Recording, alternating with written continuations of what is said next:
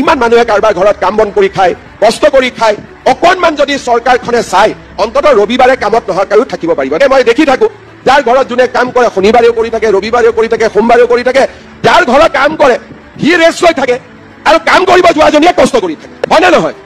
কিন্তু যদি চৰকাৰে আমাকো অলপ চাই তেতিয়াহ'লে আমিও এটা দিন আৰাম কৰিব পাৰো, অন্ততঃ নামঘৰত যাব পাৰো, মন্দিৰত যাব পাৰো, মছজিদত যাব পাৰো, যাৰ যি কথা। কাৰণ গুৱাহাটীত চলাই টান, বাকী টাউনতো চলা টান, আৰু গাঁওবিলাকতো আজিকালি এনেকে সহজে চলিব নোৱাৰি, কষ্ট হয়। সেইকাৰণে এইবাৰৰ পৰা মোৰ আৰু এটা নিয়ম, মোৰ আৰু মনটো বেয়া লাগি থাকে যে বিহুৱে পূজাই বাকী মানুহৰ ঘৰত বাচ্চাবিলাকে কাপোৰ কানি পায়, দুখীয়া মানুহেতো কাপোৰ কানি দিব নোৱাৰে। এইবাৰৰ কাৰণে মই সেইকাৰণে আৰু এটা মনত ভাবি থৈছো যে বিহু আৰু পূজা আহিলে অৰুণোদয় বেছিকৈ দিম, যাতে বাচ্চা কাপোৰ এখনো কিনি দিব পাৰে। বাচ্চাক আপোনালোকে লগত কৈ দিব যে মামাই পঠাই দিছে বুলি, হয় নহয়? তেতিয়া অলপ মোকো ভাল পাই থাকিব, আৰু বাচ্চাই ভাল পালে ভাল, বাচ্চাটো ভোট নাই, গতিকে বাচ্চাই ভাল পোৱাটো একেবাৰে পিয়ৰ, ভেজাল নোহোৱা মৰম, হয় নহয়?